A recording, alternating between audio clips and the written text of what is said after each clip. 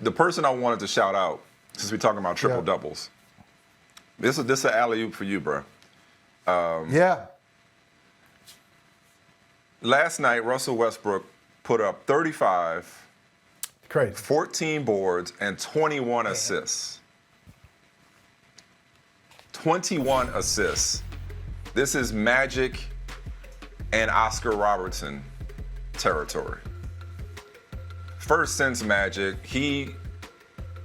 Russ, Magic, Oscar, those are the guys that have had this stat line. First guy ever, I believe, with a 35-point triple-double with 21 assists. So these thresholds, this was unprecedented last night. This was historic last night. And the craziest part of all is that he's already the Wizards' all-time leader in triple-doubles. Isn't that nuts? And I saw that. Just recently. That was crazy. It's ridiculous. That's crazy. It's ridiculous. So the other day, tells you what a I was terrible actually gonna franchise bring the this Wizards up. have been, though. Yeah, it says a lot about him and the Wizards. But it also says a lot about triple-doubles.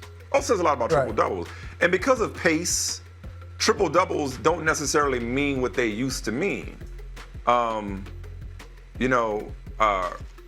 couple of weeks ago, there was a Sunday, I think it was a Sunday, where like 6 different players had a triple-double on the same day. It's like a record. And like a day or two before that, 5 different players had a triple-double. It's like triple-doubles have become a dime a dozen nowadays because just of the way the game has evolved. And I think so that's over here. But then with Russell Westbrook, I think whether it's because at one point it became him versus Kevin Durant when Durant left, or even while he was with Kevin Durant, there was a narrative that he was holding Kevin Durant back.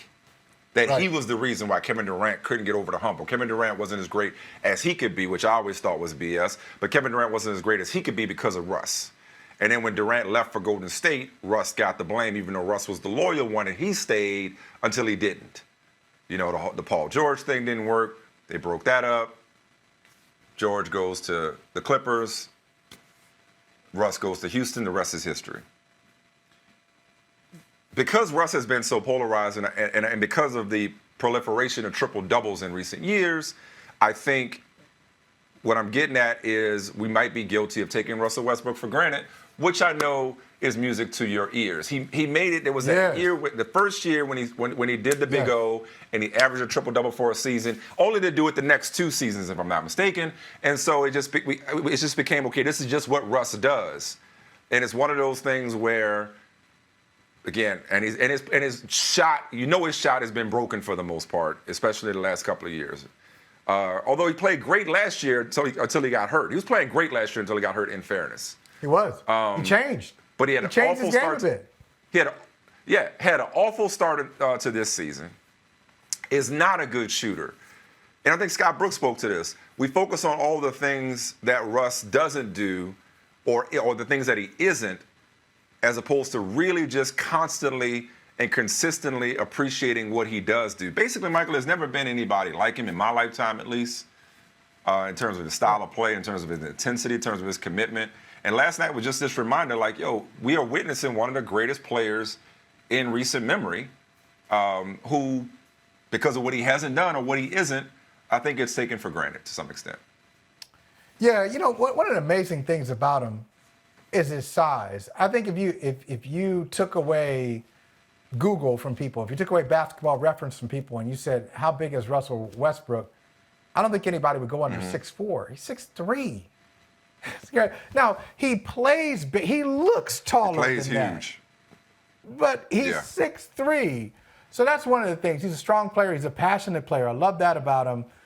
And did you catch that? Not only did Brooks say, we focus on all the things that Russ can't do. Did you catch that little shot he had at the he doesn't kiss anybody's ass? At the Sloan Analytics Conference crowd and just the numbers people, we said the geniuses who tell you what he can't do. So that's a reference, I believe. That's a reference to analytics does not love Russell Westbrook. You can make Russell Westbrook. You can make the case in the last 10 years, analytics has loved Shane Battier more The analytics has loved Russell Westbrook.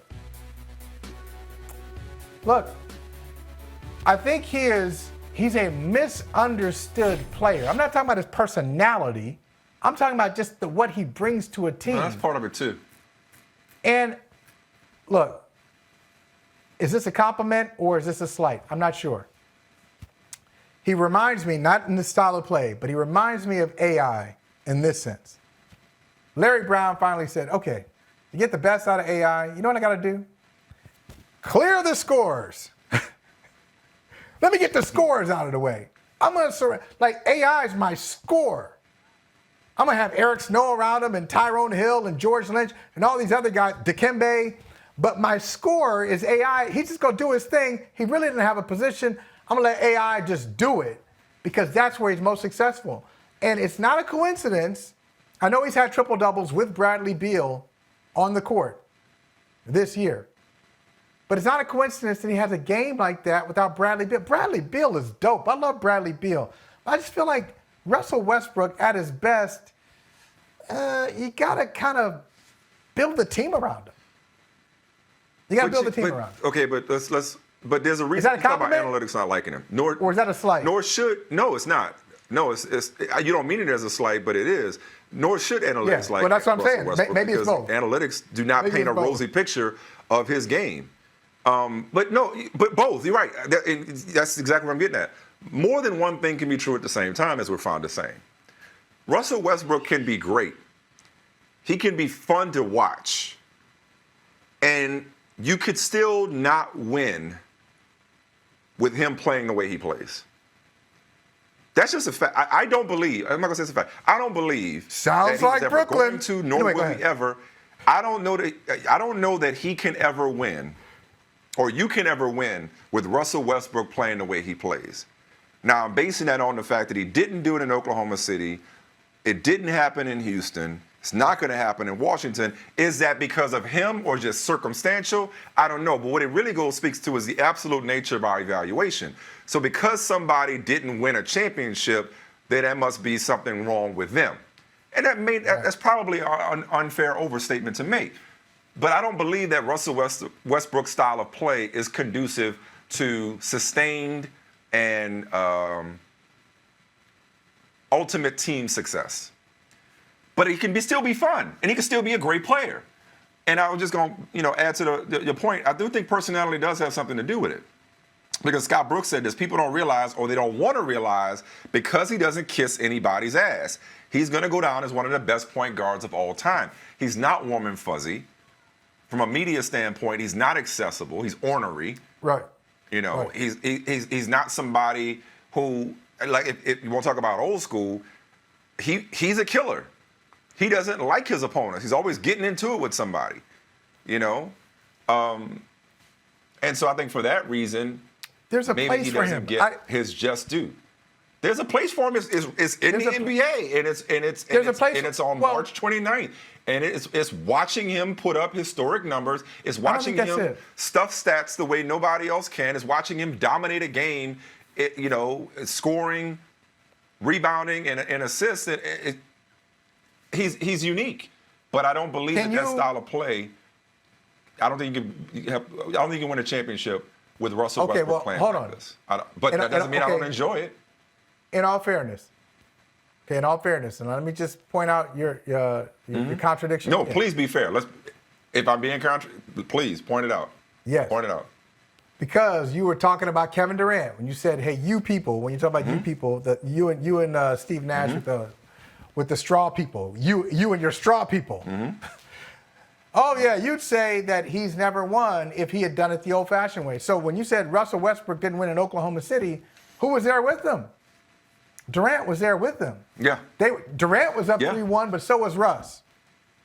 So Durant and Russ was the fall guy for that, which was unfair. Durant was Russ took the fall for that. Yeah. Yes, he did. Durant was able to escape that, go to Golden State, and now that's Russ's problem. So Durant's got his rings.